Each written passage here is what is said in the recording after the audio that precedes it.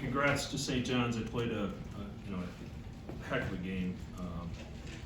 Jenkins was obviously difficult for us to stop. I was concerned coming in. What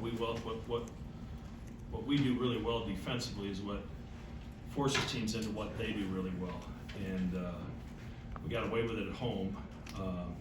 But we weren't able to get away with it today. And any time we tried to be a little bit more aggressive, they made the extra pass and turned a good shot into a better shot, really the entire afternoon.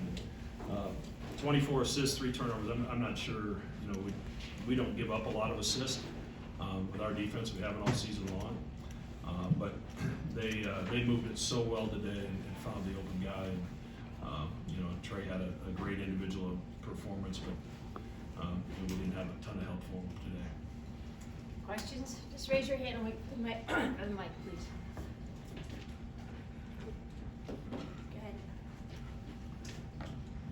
Trey, did it feel like the ball was sticky at times today, and how much did St. John's have a lot to do with that? I felt like it was sticky at times. I know that I remember Mac talking to one of the media that we were kind of holding the ball, waiting for a ball screen a little bit, and I felt like it was kind of apparent that we weren't moving the ball as well as we usually do today.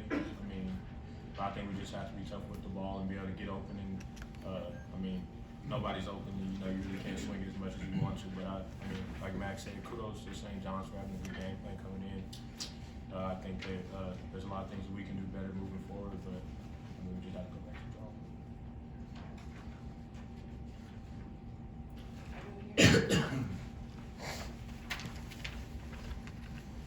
Coach, do you think that this is a different St. John's team that you've seen before? Do you think there was something different about them today? They played really well at our place. So, obviously they've, on film, they've given up some leads against some really good teams. But my point to our team and to anybody that would listen coming into this is you have to be a pretty good team to get those leads, like against, at Marquette and against Seton Hall.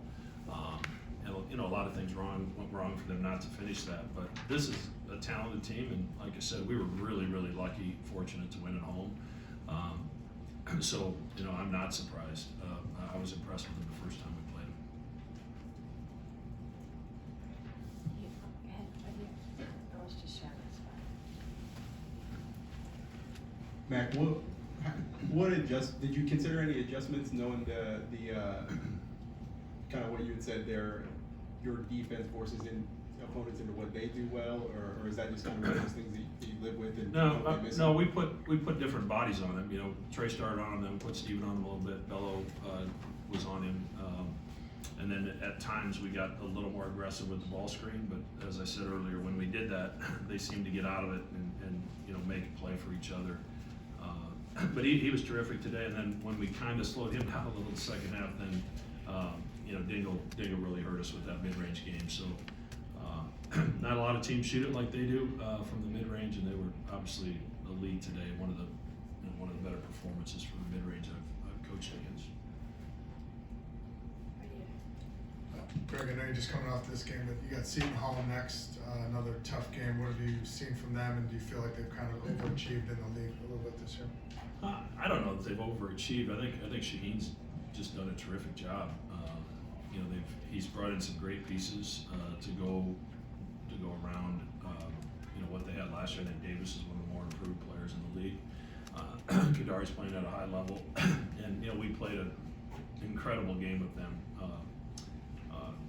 in Newark, and lucky to win that one as well. And so we know we're going to get their best shot because we know how we felt. We lost one Butler that was kind of crazy at home, and you're pretty motivated when you go on the road and have an opportunity to kind of try to even the score, and I'm sure we're going to get Seton Hall's best effort. But they're an NCAA tournament team, in my opinion, and we'll have to play really well on Wednesday night. Just with the overall strength of the league, it looks like there's at least 3 teams that can make a deep run in March. Do you think there's 2 or 3 teams that could get to an Elite Eight or Final Four? The NCAA tournament's all about matchups. It's and a team kind of just catching fire at the right time. We rely on the 3-point shot a lot.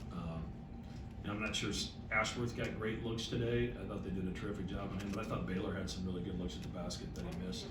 And if you go in the tournament and I get 2 or 3 of these guys going at the same time, we've got an opportunity to really make some noise. But I wouldn't discount anybody else below us in the standings should they get into the tournament that they can't win a few games.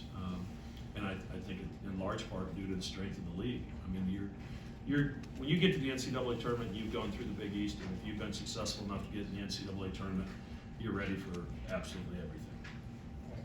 Greg, to kind of follow up on that, when you look at St. John's, do you kind of see an NCAA tournament team? I did today, and I think anybody that watched did today. And Coach Pitino had to bring in basically a new team. So you're not going to be at your best in November and December, and this league is unforgiving. It's a hard league, especially this year if you're a team that's trying to rebuild and trying to get to the top.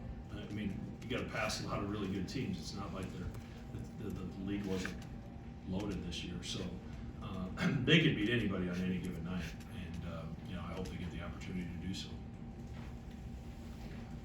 Greg, based on your film study of St. John's, were there things that they were much better at than what you had seen on film today?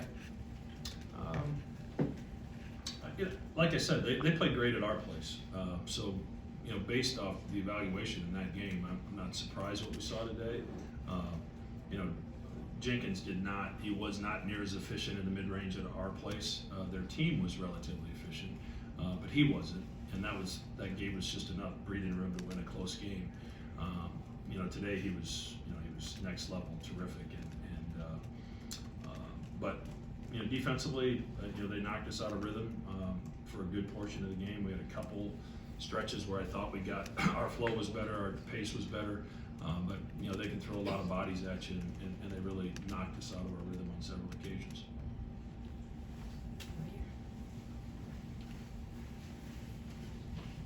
Trey, how do you think you played today? The environment was a lot different with a really loud garden today. How do you think that your team and you played today?